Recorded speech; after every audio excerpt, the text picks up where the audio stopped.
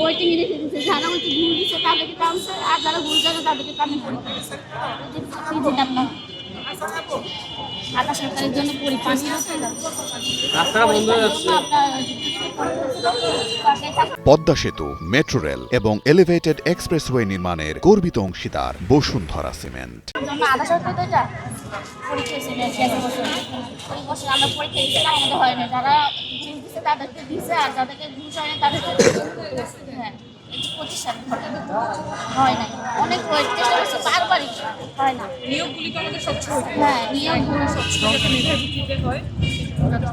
ইনশাআল্লাহ দরকার আছে। আপু আমি যাই। চাকরি বিষয়।